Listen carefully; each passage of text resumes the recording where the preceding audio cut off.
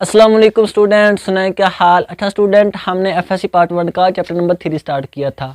तो हम अक्सर हमारे पास जब हम कैलकुलेटर के ऊपर 10 0 लिखते हैं तो हमारे पास रिजल्ट में वैल्यू आंसर हमारे पास 0 आता है।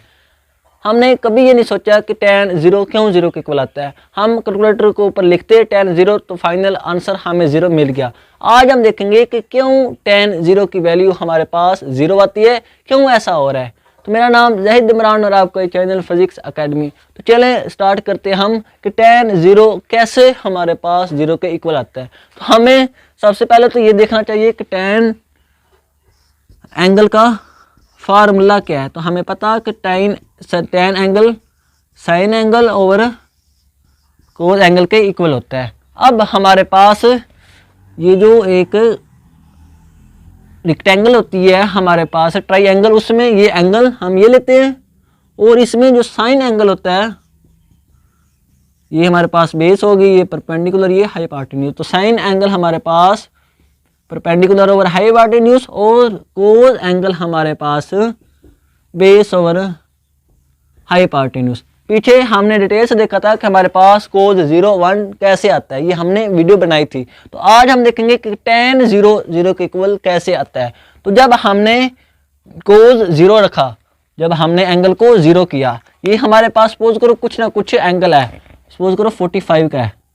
तो हमने कहा था कि जब हम एंगल को रिड्यूस करते हैं, बात हो रही है 10 0 की, तो पहले साइन 0 देखेंगे फिर कोस 0 देखेंगे, जो इनका रिजल्ट आया वही हमारे पास 10 0 की वैल्यू होगी। तो जब हमने एंगल की जगह 0 रखा, हमने एंगल को कम करते गए, तो हमारे पास ये हाइपोटेन्यूज है, ये बेस है। तो जैसे जैसे हमने एंगल को कम करना स्टार्ट किया, कम करते गए, जब हमारे पास एंगल 0 होगा तो उस वक्त जो हाइपोटेन्यूज है वो बेस के पैरेलल हो जाएगा।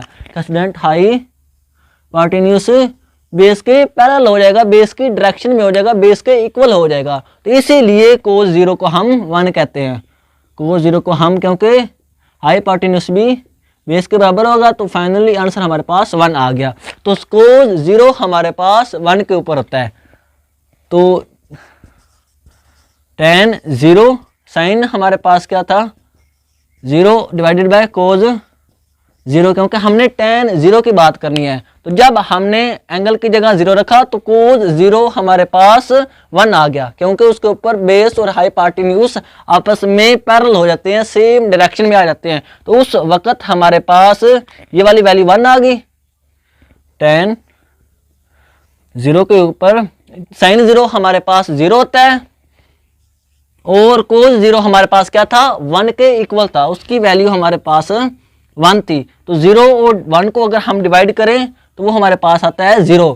तो इसीलिए 10 0 को जब हमने कैलकुलेटर के ऊपर लिखा तो हमारे पास आंसर 0 आया, क्योंकि कोस 0 हमारे पास 0 के ऊपर 1 और साइन 0 0 के ऊपर हमारे पास 0 होता है। तो 0 डिवाइडेड बाय 1 10, क्योंकि 10 डिपेंड कर रहा था हमारे पास साइन और कोस के ऊपर, तो कोस 0 1 और साइन 0 हमारे पास 1 के इक्वल आ जाता है, 0 के इक्वल होता है, कोस 0 1 के। तो इस तरह हमारे पास 10 0 किसके इक्वल आ गया 0 के ऊपर, क्योंकि 0 डिवाइडेड बाय 1 तो हमारे पास फाइनली आंसर भी 0 आ जाता है। तो ये था हमारे पास 10 0 का आंसर 0। आई होप आपके सारे कंसेप्ट इस हवाले से क्लियर हो गए। आज का इतना ही, इंशाल्लाह मिलेंगे अगली वीडियो में। ओके, अल्लाह हाफिज़।